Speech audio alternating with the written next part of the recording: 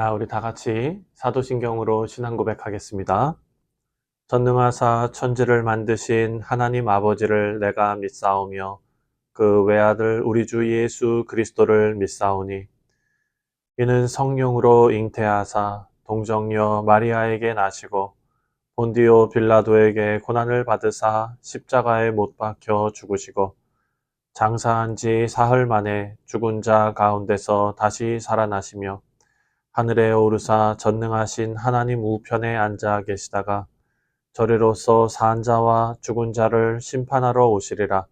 성령을 믿사오며 거룩한 공회와 성도가 서로 교통하는 것과 죄를 사하여 주시는 것과 몸이 다시 사는 것과 영원히 사는 것을 믿사옵나이다. 아멘.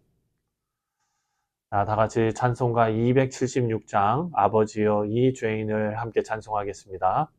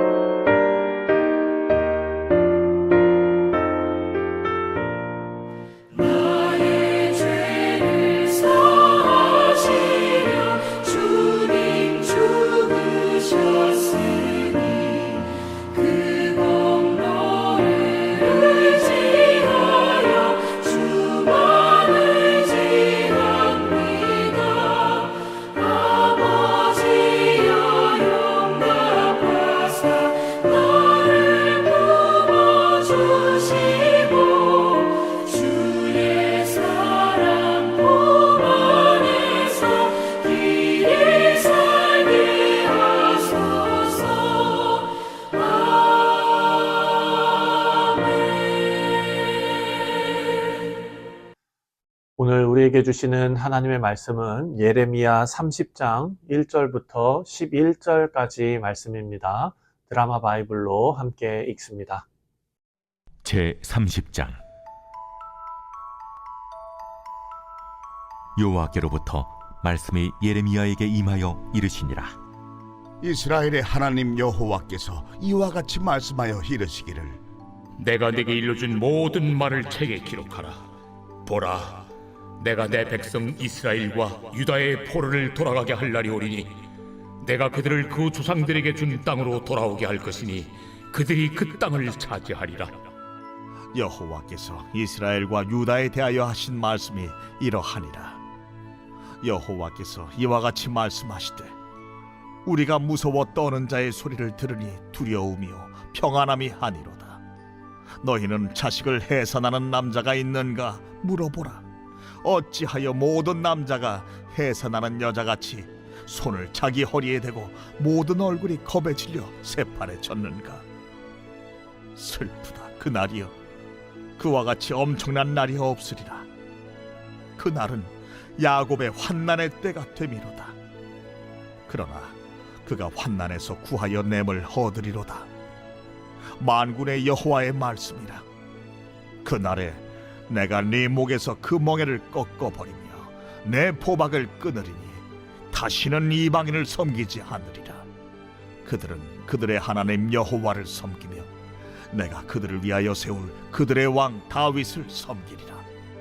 여호와의 말씀이니라. 그러므로 나의 종 야곱아, 너는 두려워하지 말라. 이스라엘아, 놀라지 말라. 내가 너를 먼 곳으로부터 구원하고 내 자손을 잡혀가 있는 땅에서 구원하리니 야곱이 돌아와서 태평과 안락을 누릴 것이며 두렵게 할 자가 없으리라. 이는 여호와의 말씀이라. 내가 너와 함께 있어 너를 구원할 것이라. 너를 흩었던 그 모든 이방을 내가 멸망시키리라. 그럴지라도 너만은 멸망시키지 아니하리라. 그러나 내가 법에 따라 너를 징계할 것이요 결코 무죄한 자로만 여기지는 아니하리라. 네, 사랑하는 성도님들, 오늘부터 시작하는 30장부터 33장까지는 위로의 책이다라는 별명이 붙어있는 부분입니다. 이 부분은 예레미야가 의도적으로 시 형식을 띠고 또 산문체 형식을 띄어서 기록합니다. 그래서 오늘 본문도 시의 형식을 띠고 있습니다. 이 부분의 핵심 주제는요, 유다와 이스라엘의 회복입니다. 그래서 위로의 책이라는 별명에 걸맞는 그런 부분인 것입니다. 유다 백성들은 예루살렘이 완전히 파괴되는 것을 보면서 모두 다 충격을 받았습니다. 그리고 그 충격에 이어서 자신들이 겪어야 할 포로 생활로 인해서 큰 슬픔을 당하게 됩니다. 그리고 이제 하나님께서 하나님의 감춰진 사랑과 미래의 계획을 서서히 드러내십니다. 오늘 말씀 서두를 보면은요, 회복의 약속이 주어지고 있습니다. 3절 말씀입니다. 3절을 보면 여호와의 말씀이니라. 보라, 내가 내 백성 이스라엘과 유다의 포로를 돌아가게 할 날이 오리니 내가 그들을 그 조상들에게 준 땅으로 돌아오게 할 것이니 그들이 그 땅을 차지하리라. 여호와께서 말씀하시니라. 아멘. 하나님께서 선포하신 이 말씀은 때가 되면 포로로 잡혀간 유다 백성들이 다시 이스라엘과 유다의 땅으로 돌아가게 될 것이다 라는 말씀입니다. 그런데 이 말씀을 주시면서 예레미야에게 2절에 이렇게 명령하십니다. 2절을 보니까 이스라엘의 하나님 여호와께서 이와 같이 말씀하여 이르시기를 내가 내게 일러준 모든 말을 책에 기록하라. 아멘. 하나님의 각별한 명령을 책으로 기록하라 라고 말씀하고 있습니다. 하나님께서 말씀을 기록하라 라고 명령하신 것은 이번이 처음이 아닙니다. 이사야에게도 그렇게 명령하셨고 사도 요한에게도 명령하십니다. 말씀을 기록하는 중요한 이유가 있기 때문입니다. 그것은 말씀이 주어진 시대뿐만 아니라 그 이후의 사람들도 그 기록을 통해서 하나님의 뜻을 알도록 하기 위함입니다. 말씀이 주어진 시대는요, 그 시대가 각각 달라도 하나님의 뜻은 그 시대의 다름과 상관없이 영원하기 때문입니다.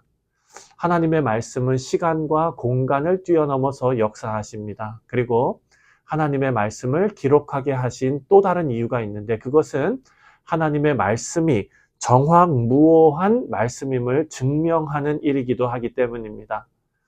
오늘 우리가 묵상하는 이 위로의 책은 하나님께서 택하신 백성들을 하나님께서 회복시키겠다라는 약속의 말씀이지요. 그리고 이 약속의 말씀은 역사 속에서 이루어졌고 또 이 말씀을 받는 오늘날 우리 성도들은요, 우리의 삶에 그 약속이 이루어지기를 기대하는 마음으로 이 말씀을 우리 마음에 담습니다. 우리 사랑하는 성도님들, 우리 삶에 성취되는 하나님의 정확무오한 약속의 말씀을 사모하는 우리 모두가 되시기를 주님의 이름으로 축원드립니다. 자, 이제 4절부터 11절까지는 크게 세 부분으로 나눌 수 있는데요. 5절부터 7절까지는 유다가 겪고 있는 고난의 현장을 지금 기록하고 있습니다. 그리고 8절과 9절을 보면은요, 포로 생활에서 벗어나 자유한 몸으로 하나님을 섬기게 될 것을 약속받는 장면입니다. 그리고 마지막 10절과 11절에는 구원을 다시 한번 확증해 주시는 말씀이 나옵니다. 여러분, 이 말씀은 두려움밖에 없는 현실에서 하나님의 약속으로 인해서 참된 평안과 회복을 누리는 말씀으로 주어진 것입니다. 먼저 5절 말씀을 보면은요, 하나님께서는 애타는 심정으로 유다를 바라보시는데 어떤 소리를 들으셨습니다. 5절 말씀을 보면은요, 여호와께서 이와 같이 말씀하시되 우리가 무서워 떠는 자의 소리를 들으니 두려움이요 평안함이 아니로다. 하나님께서는 유다 백성들, 다시 말해서 하나님의 백성들의 신음소리를 들으셨습니다. 그것은 두려움 속에 외치는 소리였고요. 6절 말씀을 보면 여인들이 해산하는 고통을 겪는 그런 아픔의 소리였습니다. 그런데 여러분, 이 시에서 주목해야 될 것은 6절 말씀을 보면은요, 이 해산의 고통을 겪는 아픔의 소리를 누가 내고 있었는가? 바로 남자들이 내고 있었다는 것입니다. 이 표현의 의미가 참 되게 깊습니다. 유다 백성들은 이 환란을 겪지 않아도 됐었다라는 사실을 알려주는 표현입니다. 해산의 고통은요, 하나님께서 여인들에게 주신 고통입니다. 여자들의 고통이지요. 창세기 말씀을 보면 인류의 죄로 인해서 여인에게 주신 고통이 바로 해산의 고통입니다. 남자들이 받은 고통은 해산의 고통이 아닙니다. 그런데 지금 이 본문 말씀을 보면 남자들이 해산의 고통을 받습니다. 이것은 지금 유다가 겪는 고통은 받지 말았어야 할 고통이었다라는 것을 알려주는 것입니다. 하지만 해산의 고통이 그들에게 주어졌습니다. 그 의미는 해산의 의미에서 우리가 발견할 수가 있습니다. 해산의 고통은 정말 죽을 것 같은 고통으로 우리가 모두 알고 있지요. 하지만 해산 후에는 회복이 있고 또 생명이 있습니다. 고통이 지난 후에 주어지는 회복과 기쁨이 있다는 것입니다. 여러분, 어머니들은 참 위대합니다. 죽을 것 같은 그 고통을 다 참아내고 생명을 얻습니다. 고통이 극심하지만 생명으로 얻는 그 기쁨은 고통과 두려움보다 훨씬 더 크다는 것입니다. 하나님께서는 하나님의 백성을 위해서 범죄에 대해 징계하시지요. 하지만 하나님의 백성은 징계로 망하지 않습니다. 하나님의 자녀들이 징계를 당하는 것은 히브리서에 의하면 당연한 일이다라고 말합니다. 징계가 없으면 고아요 사생자다라고 말하기 때문입니다. 하나님의 징계로 말미암아 죽음과 같은 고통을 느낄 수도 있지만 그 고통 이후에는 회복과 새 생명의 기쁨을 우리에게 주시며 고통을 잊게 하십니다. 고통의 목적은 성장이기 때문입니다. 그래서 10절을 보면 하나님께서 유다 백성들을 바벨론으로부터 해방시키실 것이기 때문에 놀라지 말고 두려워하지 말라라는 말씀을 합니다. 10절을 읽겠습니다. 10절에 여호와의 말씀이니라. 그러므로 나의 종 야곱아 너는 두려워하지 말라. 이스라엘아 놀라지 말라. 내가 너를 먼 곳으로부터 구원하고 내 자손을 잡혀가 있는 땅에서 구원하리니 야곱이 돌아와서 태평과 안락을 누릴 것이며 두렵게 할 자가 없으리라. 아멘. 물론 하나님께서 회복시키신다고 이스라엘과 유다가 행했던 그런 악한 죄를 없었던 일로 덮어두시거나 눈을 감으시겠다라는 말씀은 아닙니다. 징계는 있습니다. 11절 말씀을 보면 하나님의 백성이라도 범죄에 대한 대가를 치르게 하신다라는 것을 알 수 있습니다. 하지만 여기서 중요한 것은요, 하나님께서는 하나님의 백성으로 택하신 자들을 망하게 내버려 두시지 않는다라는 사실입니다. 사랑하는 성도님들, 이 사실은 우리 모두에게 적용되는 말씀입니다. 우리 모두는 하나님의 긍휼이 없으면 하루도 살아갈 수 없는 존재입니다. 이 사실은 우리로 하여금 하나님을 더욱더 의지하게 하고 또 오늘 하루를 시작하시면서 나의 의로움을 넘어서는 하나님의 긍휼을 생각하는 은혜가 있기를 바랍니다. 사랑하는 성도님들, 오늘 하루도 주님 의지하시는 우리 귀한 뉴욕 성실 장로교회의 아름다운 성도님들 되시기를 주님의 이름으로 축원드립니다. 기도하겠습니다. 하나님 아버지 감사합니다. 오늘 하루도 하나님께서 우리에게 주시는 선물임을 우리가 믿습니다. 그런데 그 선물을 하나님께서는 자비와 긍휼로 가득 채우셨습니다. 하나님, 우리는 한순간도 하나님의 자비와 긍휼이 없이는 살아갈 수가 없습니다. 우리가 헤아리는 그 헤아림으로 아버지 하나님께서 우리를 헤아리시는 그것이 아니라 하나님께서는 긍휼로 우리를 바라보시고 자비와 인자로 우리를 바라보시는 하나님이심을 믿습니다. 하나님, 우리가 하나님께 초점을 맞추고 하나님만 의지하며 승리하는 오늘 하루를 살아내게 주님께서 은혜 베풀어 주옵소서. 감사드리오며 예수님의 이름으로 기도하옵나이다. 아멘. 하늘에 계신 우리 아버지여, 이름이 거룩히 여김을 받으시오며 나라가 임하시오며 뜻이 하늘에서 이루어진 것 같이 땅에서도 이루어지이다. 오늘 우리에게 일용할 양식을 주시옵고 우리가 우리에게 죄 지은 자를 사하여 준 것 같이 우리 죄를 사하여 주시옵고 우리를 시험에 들게 하지 마시옵고 다만 악에서 구하시옵소서. 나라와 권세와 영광이 아버지께 영원히 있사옵나이다. 아멘. 네, 사랑하는 성도님들, 오늘 월요일은 우리 다음 세대를 위해서 기도하는 날입니다.